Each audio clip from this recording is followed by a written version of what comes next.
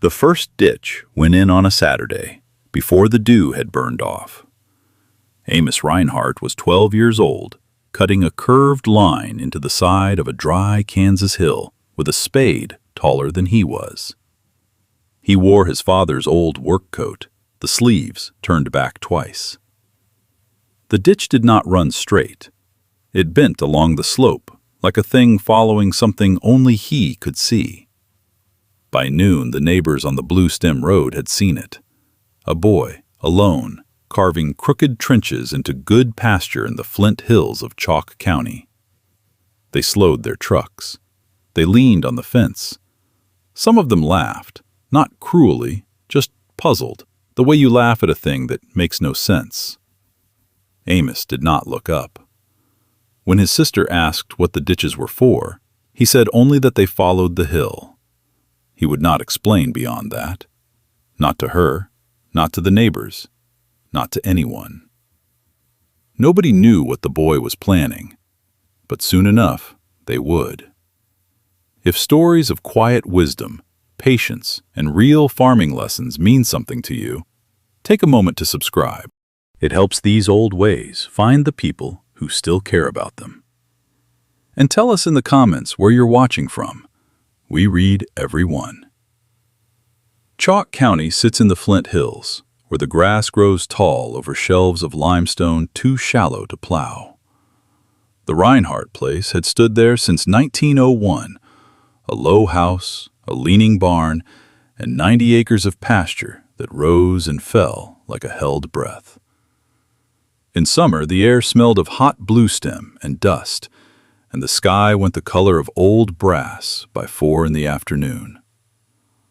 Otto Reinhardt worked the land the way his father had, slow and without complaint. He did not waste words. Ida, his wife, kept a garden that had no business growing where it did, coaxing tomatoes out of stony ground by sheer stubbornness. Amos was not a clever boy, not the way people mean it. He was quiet, and he watched. He had noticed things before, found the break in the fence wire 2 days before his father did, just from the way the cattle drifted. He had watched the hill, too.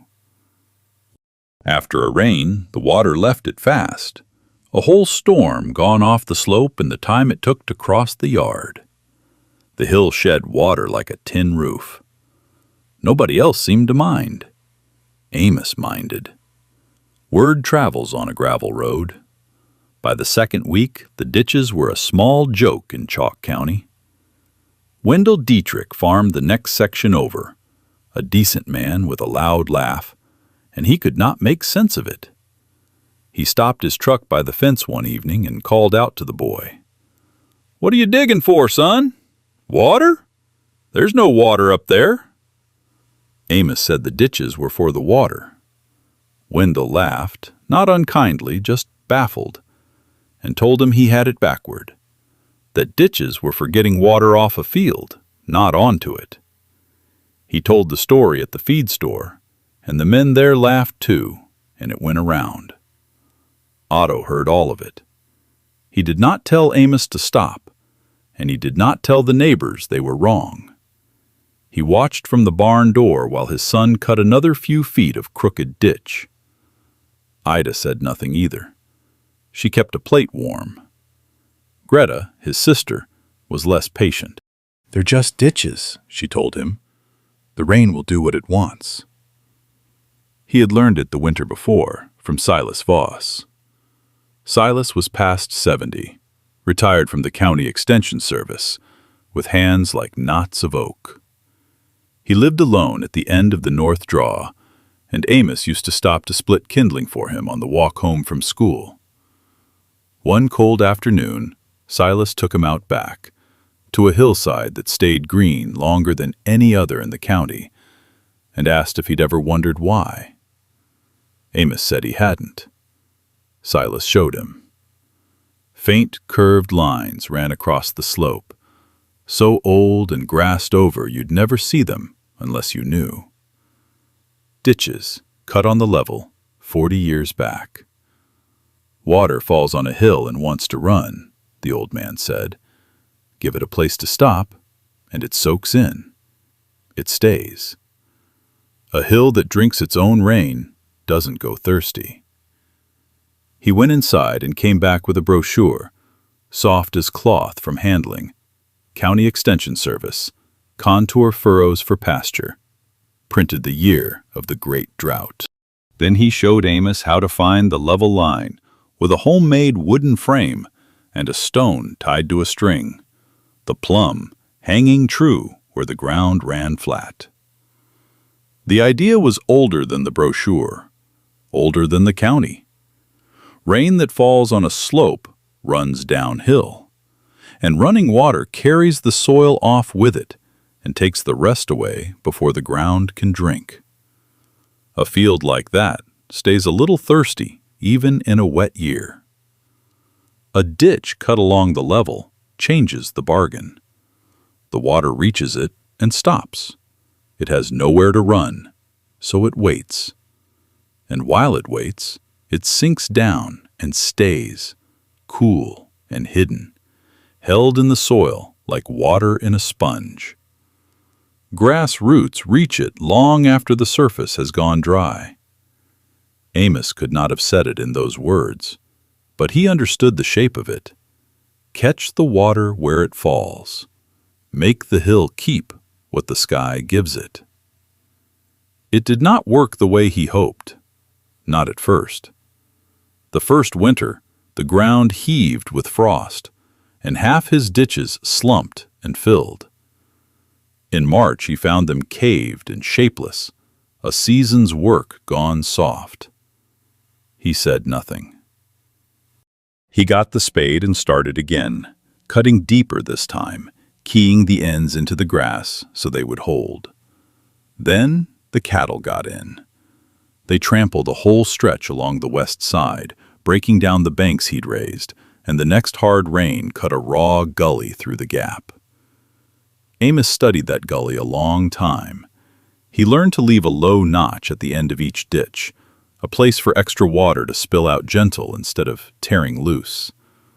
The bare banks grew nothing but ragweed at first, so he swept the last grass seed off the barn floor, scattered it along the raw dirt, and pressed it in with his boot heel until the blue stem finally took. That was the morning his father came out. Otto brought the team and the plow, said nothing, and ran a long contour furrow beside the boys' ditches, following the same crooked line. He never once asked why. Wendell saw the plowing and shook his head. "Reinhardt, you could have had him digging for gophers and got the same crop." By the end of that first summer, the grass looked no different. Amos began to wonder if the old man had been wrong. The second year told a different story. The ditches held through the winter. The spilled seed came up thick, and the raised banks knit into low green ridges you had to look twice to notice. When the spring rains came, Amos stood at the top of the pasture and watched the water reach his first ditch and stop. Just stop. And darken the ground and sink away. It did not run to the road. It stayed. Still, nobody thought a thing of it. A green hill in a wet spring is no wonder at all. Wendell had stopped mentioning it. The joke had simply worn out. The ditches were part of the Reinhardt place now, like the leaning barn. The third summer came in dry and stayed that way.